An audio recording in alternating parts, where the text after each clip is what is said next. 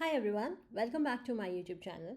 If you are new here, hi, my name is Neha. I make video on tech and my life in the UK. In today's video, I'm gonna teach you error boundary in React.js. I will start with the introduction of error boundary, then I will take you through the code. Then I'm gonna talk about the pros and cons, where to use error boundary and where not to use error boundary. So let's start with today's video. So what is error boundary? Error boundary help us in handling the unexpected issues or errors by providing a fallback UI. Just to make it more easier for you to understand, when we are working in React.js projects, there are times when we will be dependent upon some third-party components or some API data or database external data. Now, these third-party components or APIs or data, because of any reason, network failure or anything, what will happen is might be the data is not available. As a result, your whole app will crash.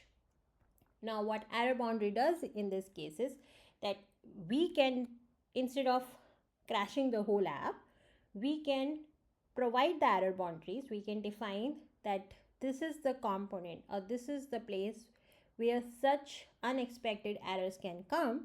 So instead of crashing the whole app, we can provide a fallback UI or message at that place for our users. So error boundary is for React is just like what catch is for JavaScript. If you doesn't understand catch in JavaScript, at the end of the video you will get an idea of that also.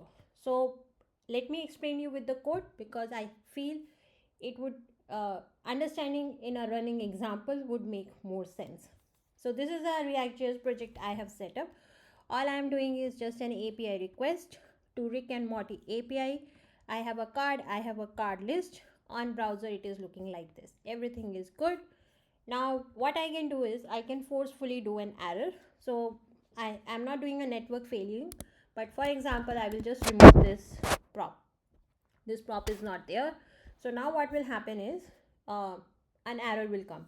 Don't worry about this error. This error will only come in the development mode, but in the production mode your user will end up looking at this screen. So now what happened here is the whole application got crashed and your user has no idea that what is happening. Now this is the place where we can use error boundary, that instead of showing a whole fight screen, we can provide a message so that our user can understand, oh, this is an error. So this is what error boundary does.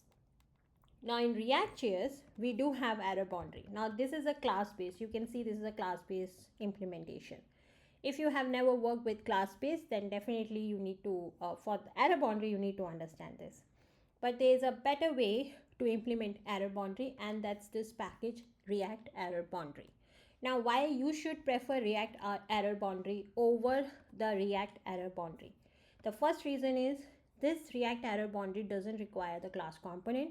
It can work with your functional component, which is a big plus if you have never worked with the class component. Apart from that, this package also provides a lot of flexibility. Now let's talk about the flexibility. Like obviously fallback is there. You can provide the fallback UI and component. You have a fallback render also here. The most interesting thing here is the logging part. Whenever such errors are coming, in front end as an engineer, what you want these error to log somewhere, either at your some file at backend or integration with your third party APIs or applications such as Sentry, so that you can go and debug them, look at them. So this package also provides that functionality, as well as it also provide you reset. Now what is reset?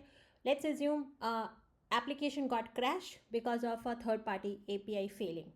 Now what you want the user to manually refresh the page, so that and once again the request will go and the application can reset itself. So that functionality is also provided in this package. So I would, this is my preference, go with the React Error Boundary. It would be easier for you to implement. You will get more support, more flexibility, as they have a lot of options, such options available. Now what you need to do to implement it? So the first thing first, you need to install it. So let's go back to our code, and what I will do is I will install it. Now installation is done. So now what I will do is I will go to my app.js. Now in my app.js, what I need to do is I need to import my error boundary. Now where to use it? So the first your intuition would be, let me wrap my whole app with it, but no, you don't need to. This is the card list component where the problem is coming. So what we can do is we can wrap our card list, or we can go in the card list and wrap that. But what I'm gonna do is I'm gonna wrap the parent level. So I will just use error boundary here. And now with the error boundary we have fallback. So what I'm gonna do is I'm gonna write error. Let's go back. I will close the screen and you can see error is coming. Now also if you will see, we have this heading coming again. Heading is also here, sorry. Now if you are not able to understand the difference and benefit, let me highlight it for you. When we were not using error boundary, even this heading was not coming. So the whole application got crashed, though the issue was only in the card list component, card list child component. But when we implemented the error boundary, only that particular component is now able to show us error, the custom message. Rest of our heading and everything is coming. Just to give you another example, I will add h2. Okay, we close this and you can see hey is coming. So only the component which is wrapped with error boundary and having an error, only that place will be replaced with our fallback UI. Rest of the application will still be there. Now think about your production level application where your users are using it, how good this UX is, that instead of blocking them by not letting them to use the whole application, you are just showing where the error is coming. Okay, now if I will, let's assume the application is now fixed. Now what will happen?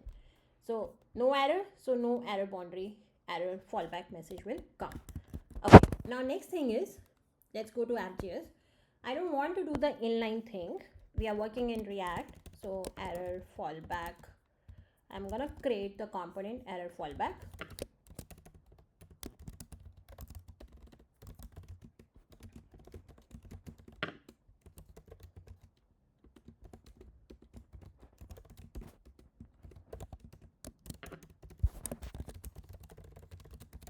Okay, and because I'm using Tailwind, what I can do is I can use some styling also. Sorry, 8 class name. Here what I want is I want font size 3XL. I want font to be bold. I want text to be red. Yeah, I think this is enough for styling part. So export default. Now let me go here and import this component, and let's go back here. Now instead of fallback, what I can use is I can use a fallback component. Now let's go back and you can see error, something is wrong. Now what's the next thing we can do here is I want to show you that because we are using error boundary, here we get error. Now what this error does it, let me come here and show you. So this error actually provides us a lot of information. Now let's go back, close this. Okay, this is not working. I think I missed one thing, which is, yes, I didn't destruct this. So what I need to do is I need to, sorry, not here. This is the error coming, and now if you will see, the error is coming like this. But this error we want to get logged somewhere. So what we can do? Now what we can do is we can go back here and we can create a function error log service. And right now we are not doing any integration. So what I can do is I can console this. So we have error. What is the error? And we have error info. And here what we can do is we can just log it in our console. So let's come here, console log, error error info. Now how to use this log service, and also I think the name should be log error service. Yep. Now in our error boundary, what we can do is we can come here and we have on error, and in this we will pass error info, and this will go here, same error info. Okay, now let's go back to the browser. Let's close this, inspect it, because I'm doing console. I will delete this, my console I have deleted. Refresh. Now you can see it is coming here. This is the error objects are not valid as React child, and more error information you can get, that which component it is. At card list you are getting more information. Now imagine this information you are getting in prod, which you can use in your backend also, and integration with third-party applications, so that your production debugging would be easier. So this is what you can do. Now the next thing what we are gonna do is reset. So for that we will go here and we are gonna add a button, and this button will do try again. Now because as of now we are just replicating the issue where we are saying that our dot status prop is not there, so that's why it is failing. Imagine you have a third-party API which is not able to return the result, so you can make your user to refresh manually by clicking on this button. So that's what we are doing here. So for that, let's go back to the app.js, and on error we also have on reset, and here what we need to do is this will be a function, and all we want to do is just redo this request. So here we will set this, that's it. And let me just put set loading true here. Now this function, where is our error? Here. In here what we are gonna do is we are gonna just use our this function.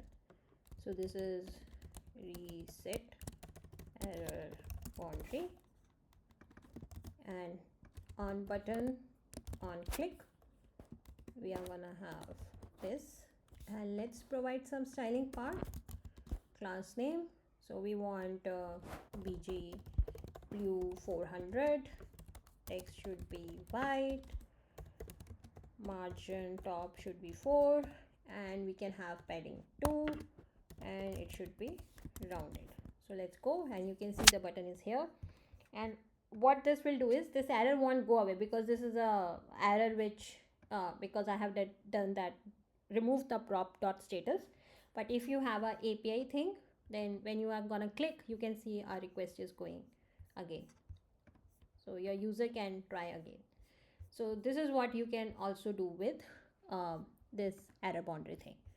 So what we have learned is that what is error boundary. It provides fallback UI, then I showed you the inline fallback UI, then component, then we saw on error you can have your log service, and then we saw the on reset. Now what are the positive side we have seen, where to use it. You might be tempted to apply error boundary and wrap whole app.js. The only problem in that is if one component is failing, as we have seen that if you are gonna wrap your whole app.js with error boundary, what will happen, somewhere even if one small component is failing, your whole application will be getting the error message, which is not a good user experience. So what you need to do is you need to understand with that which components are interacting with the APIs or database data, which components are third-party components, which components are holding a more complex logical computation, which might be sensitive to such unexpected errors. You need to identify such places and wrap them with error boundary. Also, one of the thing is if you have a very large application, you will be having routes. So what you can do is you can wrap every route with error boundary, so that you are not blocking your user again, that once a error came, the whole application is down. They can still manage to go to other routes. So this is also what you can do. One thing you need to be very careful with error boundary is that performance. Error boundary could impact performance, but not at a, like, it depends upon your implementation. If you are gonna have error boundary every place, then yes, it is a load overhead, because when your application is loading, error boundary is so many places, so one extra error boundary the application has to re-render, so little bit of impact there. And also, when you are wrapping your parent component with error boundary, all the child components will also get bind to that. What it means is that any child component will fail, the whole re-rendering part will happen in particular that error boundary area. So again, little bit of performance issue. And a lot of error boundaries means it could be hard to debug also. So these are the things you need to take care, but also you need to be very careful. You need to measure that how much performance is getting impacted by error boundary. If you are taking a if you are designing your application carefully, you have identified the components which should be kept wrapped by error boundary, then you would be good. Always prefer to have a stable application which is doing the communication to your user versus performance. What it means is that if your application is not stable and it is just showing white screen to your user, but the performance is good, then it's not a good thing. So there's a trade-off, performance versus stability, that you need to take the call as an engineer. Now, where you cannot use error boundaries cannot be used in event handlers. It is for component rendering, life cycle methods, there you can use it, but for event handlers like button on click and all, you cannot use it. You need to use try and catch there. So this is about the error boundary. It is a very good way to make your application production level best. Please use it. I will be sharing this code on GitHub. The link you can find in the description box. If you have any question, any suggestion on any topic, please let me know in the comment section. Take care. Bye.